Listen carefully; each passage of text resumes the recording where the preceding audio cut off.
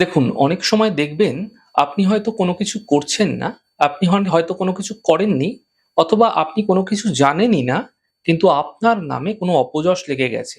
আপনার নামে কোনো কলঙ্ক রটে গেছে। এমনটি আপনার সঙ্গে অনেক সময় কিন্তু হতে দেখা যায়। কিন্তু কেন হয় এর কোনো কারণ আপনি কিন্তু খুঁজে পান না। কিন্তু ক্রমাগত দেখছেন কিছু না কিছু কারণে আপনার নামে কলঙ্ক অপযশ রটেই থাকে।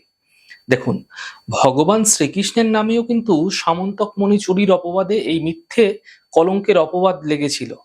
কেন? কেন এই অপবাদ লেগে যায়?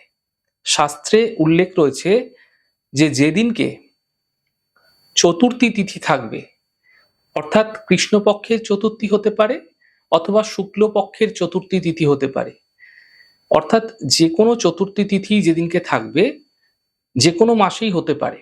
বিশেষ করে ভাদ্র মাসে তো অবশ্যই, কিন্তু যেকোনো মাসের চতুর্থী তিথি কিন্তু বিপজ্জনক। অর্থাৎ যে মানুষই চতুর্থী তিথিতে চন্দ্র দর্শন করবে, তার নামে কোনো না কোনো কলঙ্ক, কোনো না কোনো অপবাদ, মিথ্যা অপবাদ লেগে যেতে দেখা যাবে। যদি আপনি কখনো চতুর্থী তিথিযুক্ত দিনে চন্দ্র দর্শন করে ফেলেছেন না, এমন ক্ষেত্রে আপনারা কি করবেন?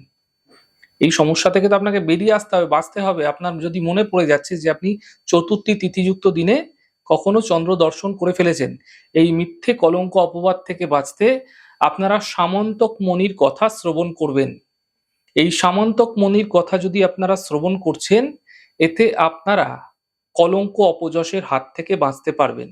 তাই আপনারা সাধারণভাবেই চেষ্টা করবেন যেন চতুর্থী তিথিযুক্ত দিনে ভুলেও চন্দ্র দর্শন না হয়, এমনটি মাথায় রাখবেন, তা আপনাদের জন্য শুভ হবে।